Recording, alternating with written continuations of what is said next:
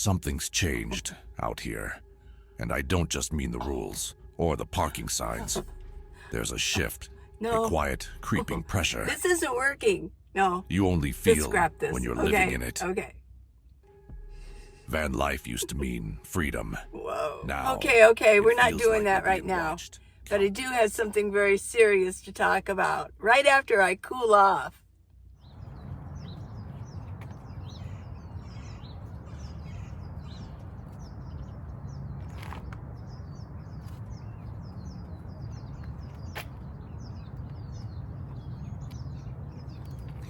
These screens are my besties.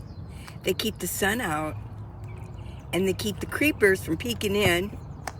It lets air flow through and it keeps the bugs out. Those are creepers too, right? It's like a pillowcase. It's classy and it's crafty. It's a good large size, so it's going to fit over almost any window. And I'll leave the link for it in comments. Next, it's fan time. This baby's pointing right at my soaking t-shirts. Well, pretty soon I'll have one. There's no shame in the swamp cooler game. Okay, let's get this t-shirt wet. I have a long sleeve on now because it's morning, but it is starting to heat up already. So let's get this t-shirt nice and wet. Use my collapsible bucket, put a little bit of water in it, and I'm just going to put the whole thing in. Now, if you have a good spray bottle and it's not that hot, you can use that. But it's been hot, so I'm going to get the whole t-shirt wet. Now I'm going to put it on. Don't peek. No.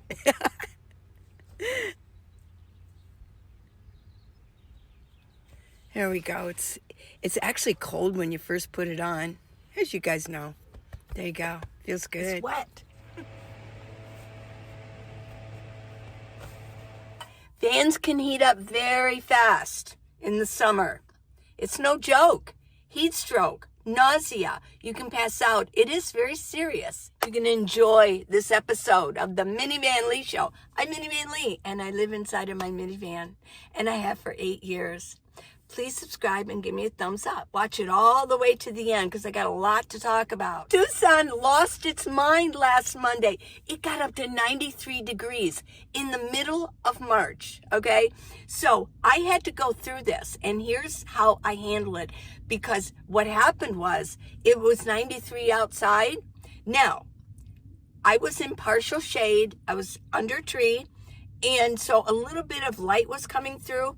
Now, my van literally did get up to, even with what I got going on, it did get up to 93, 95 degrees. That's serious. And using the water and the wind method has been going on for eons, okay? Now, how did people in southern Arizona stay cool in the summer, like in the 1700s, 1800s, and the early 1900s? Well, they used wind and water. What they did was, I read about this. At night, they carried out their mattress, and the family slept outside, or they slept pulled their mattress into a screened-in room, right, like a sunroom, and they would wet down their sheets, and they would sleep. Because Tucson, in the middle of the summer, in the wee hours, even at 2:00 a.m., it's still 90 degrees. So you have to stay cool, and this is how they stayed cool. They drug their mattresses outside, wet them down, and they slept outside. Or they pulled their mattress into one of their sunrooms with some screens on it. Yeah, that's how they stayed cool. And during the day, I mean, in Tucson, it can get up to 110 most days. So yeah, you got to use wind and water before they even had electricity. Now, why don't I use my van AC in the summer? Well, that's not good. I can't run my AC the whole time. I can't be running my vehicle all the time. It's not good for the wiring. It will heat it up, because when you're driving, you've got wind going through your engine area under your hood. But if I'm just sitting here, all of that heat is just staying under my hood.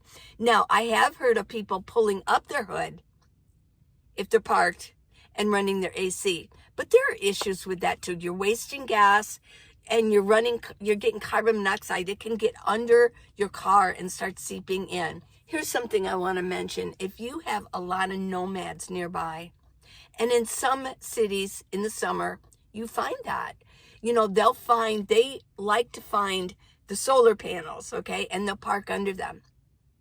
And even the locals, they might take a break and they'll park and they'll run their air conditioner. They just want to take a break, be on their phone, maybe eat lunch, and they're running their vehicles. Well, if you're under solar panels, it can be really dangerous because that carbon monoxide is staying underneath the solar panels. Now, for nomads, we've got our windows open, don't we? And we've got a fan pulling in air so that we can stay cool. Well, what happens is if there's a bunch of people running their vehicles, that carbon monoxide is being drawn in.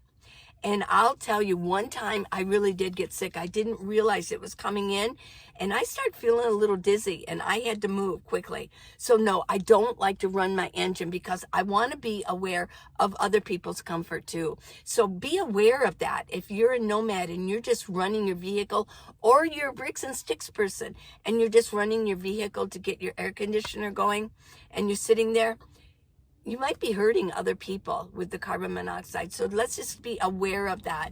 That's one of the reasons I don't turn on my air conditioning very much. I had a little bit of a break, didn't I? About a week and a couple days since I talked to you guys. Yeah, working on a project, and I'll tell you about that probably in about 10 days of what it is. Yeah, I'm kind of excited about it. I don't know if you will be, but I am. And let's see, what else? I've been going to the gym. I've been working outside, powering up, starting to get ready to leave Tucson and go to my summer home. Now, Max might be showing up pretty soon, and maybe somebody else. Let's just say things might get a little bit interesting. There's a shift, a quiet, creeping pressure. You only feel I just had to bring that back because I got something to tell you, yeah. I have been talking about being prepared, getting a vehicle prepared in case some disaster happens. And we have had a lot of disasters lately, haven't we? So I have been talking about this, getting a vehicle ready, getting yourself prepared. Basically, I had really had enough material for a book. So guess what? I wrote the book. Ready to roll. Disaster readiness for regular people. You don't have to be some major prepper or getting your bunker ready. This is for regular people. People living in a house, people living in a van. This is just regular talk about how to prepare yourself. It doesn't take a lot of work, but these are things you want to think about. Think about it. In California, we had those fires, right? North Carolina, we had the hurricane. People were devastated all across. They were dealing with that, weren't they? And so if they could have been, a lot of them could have been prepared and had a lot of things ready to go. They could have shoved everything into the vehicles and moved on out and evacuated. So a lot of this is going to be about evacuating, what to prepare for, how to prepare your family. And so I really am recommending this. Now, it's on paperback and it's also on Kindle. It is on Kindle Unlimited. All of my books for the next 90 days are going to be on, Kindle Unlimited. Sorry about that. Kindle Unlimited. If you are in Kindle Unlimited system, it's there. I would go ahead and check it out. Now, I really recommend the paperback so that you have it and you can read it and you can make notes on it, because I really do recommend doing that. Yeah. So, ready to roll. Are you ready to roll? Be ready at any time to evacuate or be ready for a disaster to happening. They're just all over the place, aren't they? Thanks for hanging out with me just for a little bit, okay? I really appreciate it. Hey, please subscribe and give me a thumbs up. Now, I also have minivanlee.com. I haven't mentioned this in a while, but you can, if you want to give me, I've had a couple of people say, hey, do you have Patreon? Or do you have PayPal? I want to support you. No, I don't have those because they take out a big percentage. But I do have minivanlee.com. Just go in there, click on gifts. I get 100% because it's me and it's my website. So if you want to give me $5, $10 or more, or whatever, if you're a giver, I've got the minivanlee.com. I just want to let you know about that. And I brought you pie. I know. I went to my favorite diner this morning and I bought apple pie. Look at that. So here's yours. There's yours. I got 2. Okay.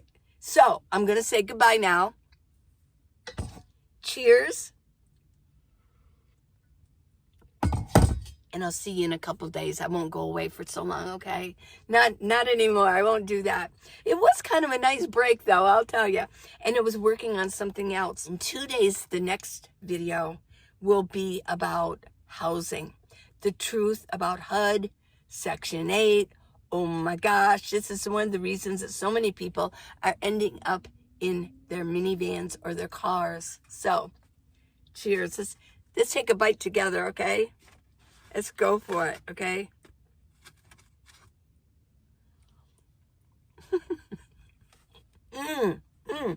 Oh my gosh.